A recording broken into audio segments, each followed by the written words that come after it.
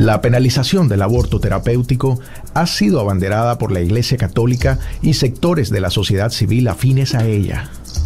En una ironía trágica, ellos conforman un grupo de influencia que también bloquea las estrategias de la educación sexual y planificación familiar que ayudarían a reducir la incidencia del aborto. Lo que se oculta en la retórica antiaborto terapéutico es que en los preceptos de la Iglesia también se habla de priorizar la vida de la mujer. Lo que raras veces se recuerda es que el Código de Derecho Canónico de la propia Iglesia Católica permite el sacrificio del feto en determinadas circunstancias. El Código de Derecho Canónico permite lo que se llama aborto indirecto, es decir, cuando se extrae un órgano que tiene al feto dentro con el objeto de salvar la vida de la madre y curarla de alguna enfermedad, a pesar de que se sacrifica el feto. O sea que el concepto del sacrificio del feto para salvar la vida de la madre está aceptado por el Código de Derecho Canónico. Además, hay que recordar de que la prohibición del aborto por la Iglesia Católica no es un dogma. Es decir, que distintos teólogos interpretan los mandamientos de la religión y la tradición de la Iglesia Católica, la tradición milenar de la Iglesia Católica, de una manera diferente, y entiende que hasta cierta edad gestacional y en determinadas circunstancias, particularmente cuando se hace para salvar la vida de la mujer, el aborto no sería pecado. El aborto terapéutico no es lo mismo que un aborto a secas. La ciencia y las leyes hacen una clara distinción, centrada en su objetivo final. Los diversos códigos penales de los países permiten el aborto terapéutico como una excepción a la penalización general que hacen sobre el aborto, entendiendo que no pueden penalizar una conducta que tiene por objeto preservar la vida o la salud de las mujeres. Los legisladores de México, Distrito Federal, han sabido reconocer la necesidad de priorizar la vida de la mujer sobre su capacidad reproductiva. Se acaba de despenalizar el aborto hasta la 12ª semana de gestación. Y México conserva para el resto de los embarazos las indicaciones extremas de legalidad: peligro de muerte, peligro de salud, malformaciones congénitas y violación o inseminación artificial no consentida.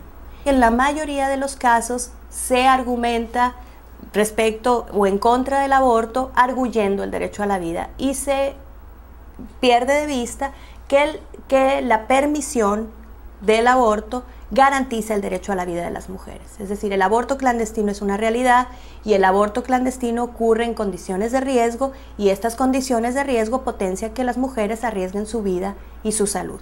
Los legisladores responsables entienden que como una forma de proteger el derecho a la vida y la salud de las mujeres, el aborto debe estar por lo menos parcialmente permitido. Porque la penalización del aborto terapéutico provoca o coloca en la esfera de la persecución criminal no solamente a las mujeres, sino a los médicos o profesionales de la medicina que las auxilian a practicarse esas interrupciones de embarazo que resultan necesarias para preservar su vida y su salud. Cuando surgen condiciones que amenazan gravemente la vida de la mujer, coloca al médico en una situación muy difícil, porque él aprendió, está en todos los libros de obstetricia, que hay determinadas circunstancias en el cual la única salida o la salida correcta para preservar la vida de la mujer es interrumpir el embarazo, y ahora la ley no se lo permite.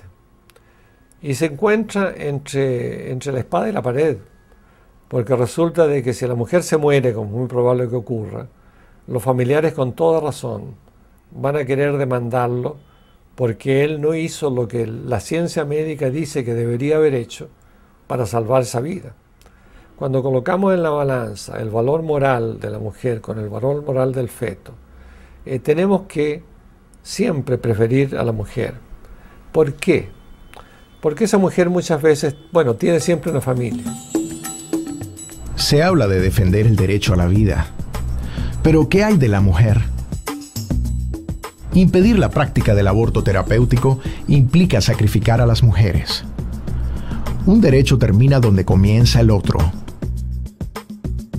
No podemos perder a una mujer nacida completa, miembro invaluable de la sociedad, ciudadana con una multitud de derechos, incluyendo el más valioso de todos, el derecho a la vida. Esto no significa que el Estado no deba de proteger a la vida que aún que la vida que está en gestación, es decir, a la vida prenatal, pero el Estado debe hacer esta protección siempre y cuando sea compatible con los derechos de la persona que ya está nacida, en este caso los derechos de la mujer. La penalización del aborto terapéutico además violenta una serie de leyes y derechos fundamentales. Todos derechos constitucionalmente protegidos por la Constitución nicaragüense y por los tratados internacionales que Nicaragua se ha firmado y ratificado y incorporado incluso a su régimen legal interno. La posibilidad de acceder a un aborto terapéutico garantiza para las mujeres el derecho a la salud, por ejemplo, garantiza para las mujeres el derecho a la vida, garantiza para las mujeres el derecho a la integridad personal, garantiza para las mujeres el derecho a la libertad personal. Todos estos derechos estarían protegidos por diversos tratados internacionales.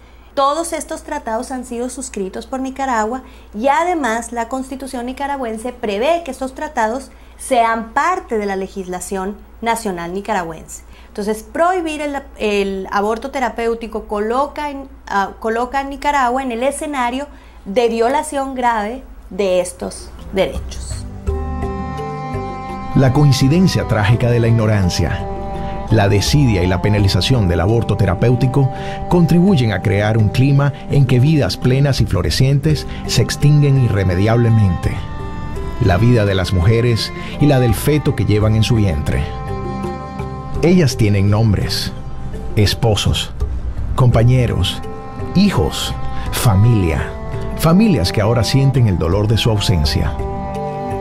O sea, más que todo, pues en el hospital nadie le dijo un consejo como ya una persona de edad, de decirle que eso era malo, que buscara mejor cómo curarse primero. Tal vez, digo yo, si ella no fuera salido embarazada, tal vez digo yo que fuera vivido más, fuera quedado más tiempo. O sea, si fuera terminado su tratamiento, digo yo, si alguien fuera dicho, mire Evelyn, esto es así, así no es así como usted lo quiere llevar, sino que es así. Digo yo, tal vez ella fuera tenido mejoría, pero como ella no hubo alguien que le dijera de donde ella estaba, de que eso le hacía, era malo pues para ella.